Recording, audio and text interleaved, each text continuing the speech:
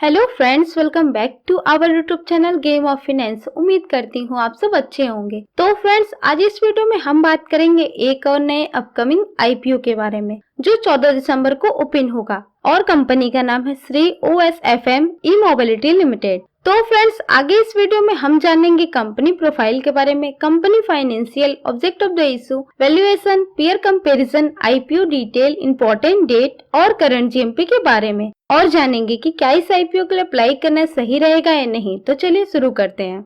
तो सबसे पहले बात करें कंपनी प्रोफाइल की, तो श्री OSFM 2006 में स्टार्ट हुई थी और ये कंपनी बड़ी सिटीज के मल्टीनेशनल कंपनीज के एम्प्लॉय को ट्रांसपोर्टेशन सर्विस प्रोवाइड करती है। कंपनी के पास 1475 से ज्यादा व्हीकल हैं, जिसमें छोटे car, sedan, SUV, luxury car और बसेस आते हैं, जिसमें से 217 व्हीकल कंपनी के हैं, बाकी लीज पे चल रहे हैं। Shri OSFM asset light model पे ऑपरेट करती है, जहां व्हीकल मंथली रेंटल, पर किलोमीटर, पर पैसेंजर ट्रिप और पैकेज मोड पे ऑपरेट की जाती है। कंपनी के मुंबई, बेंगलोर और कोलकाता और पुणे में टोटल 42 ब्रांच हैं।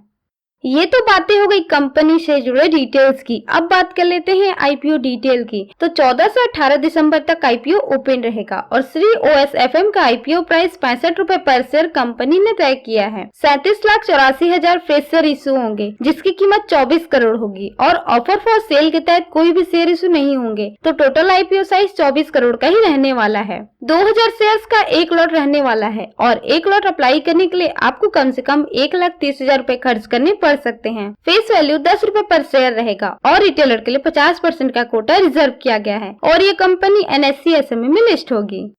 और अब बात कर लेते हैं आईपीओ के इम्पोर्टेंट डेट की। तो 14 दिसंबर को आईपीओ ओपन होगा और 18 दिसंबर तक ओपन रहेगा अप्लाई करने के लिए। 19 दिसंबर तक आईपीओ अलॉट होने की उम्मीद है और जिन्हें आईपीओ अलॉट नहीं हुआ होगा उन्हें 20 दिसंबर तक रिफंड मिल जाएगा और सब कुछ तय डेट के मुताबिक रहा तो 20 दिसंबर तक डीमैट अकाउंट में शेयर क्रेडिट कर दिए जाएंगे और 21 दिसंबर को आईपीओ लिस्ट हो जाएगा। अब बात कर लेते हैं ऑब्जेक्ट ऑफ द इशू की। तो कंपनी जुटाए हुए फंड का इस्तेमाल वर्किंग कैपिटल की जरूरतों को पूरा करने के लिए करेगी और पैसेंजर व्हीकल खरीदने के लिए और इसके अलावा कॉर्पोरेट पर्पस के लिए भी फंड का इस्तेमाल किया जाएगा।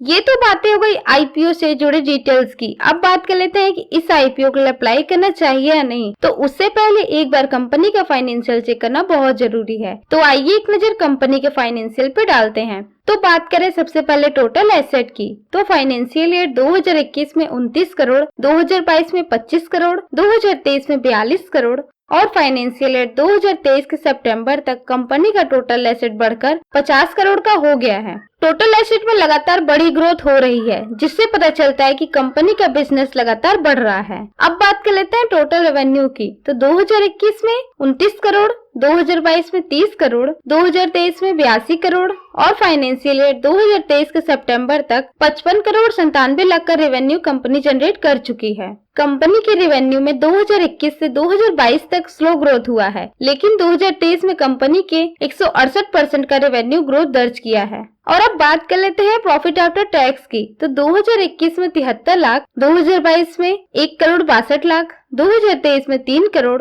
और फाइनेंशियल ईयर 2023 के सितंबर तक 2 करोड़ 22 लाख का प्रॉफिट हुआ है कंपनी को। प्रॉफिट आफ्टर टैक्स में बढ़िया इम्प्रूवमेंट हुआ है। मार्च 2022 से लेकर मार्च 2023 तक 90% की वृद्धि देखी गई है, जो कि एक पॉजिटिव साइन है। नेट वर्थ 2021 में 16 करोड़ था, जो 2023 में 22 करोड़ का हो गया है और रिजर्व एंड सरप्लस 2021 में 14 करोड़ था, जो 2023 में बढ़कर 12 करोड़ का हो गया है। नेट वर्थ और रिजर्व एंड सरप्लस में बढ़िया ग्रोथ हुआ है, जो कि अच्छी बात है कंपनी के लॉन्ग टर्म ग्रोथ के लिए। और अब बात कर लेते हैं टोटल बोरोइंग की। तो कंपनी पर कोई डेप्ट नहीं है, जो कि पॉजिटिव पॉइंट रहने वाला है कंपनी के लिए। ओवरऑल फाइनेंस की बात करें तो श्री OSFM लिमिटेड का परफॉर्मेंस ओवरऑल बढ़िया है। कंपनी ने रेवेन्यू में बहुत बड़ी वृद्धि दर्ज की है और अपने प्रॉफिट में भी सिग्निफिकेंट इंप्रूवमेंट दिखाया है। इसके साथ ही नेटवर्थ, रिजर्व और टोटल डेप्ट में भी पॉजिटिव साइन है। यह सब कुछ मिला के दिखाता है कि कंपनी ने एक स्ट्रॉन्ग फाइनेंशियल पोजीशन क्रिएट की है।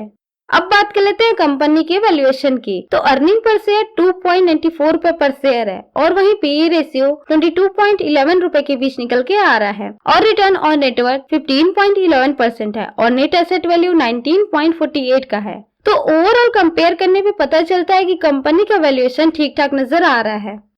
अब बात कर लेते हैं जीएमपी की। तो ग्रे मार्केट में अभी कोई चेंज नहीं दिख रहा। जैसे ही कोई चेंज दिखेगा मैं वीडियो के थ्रू आप लोगों को बता दूंगी।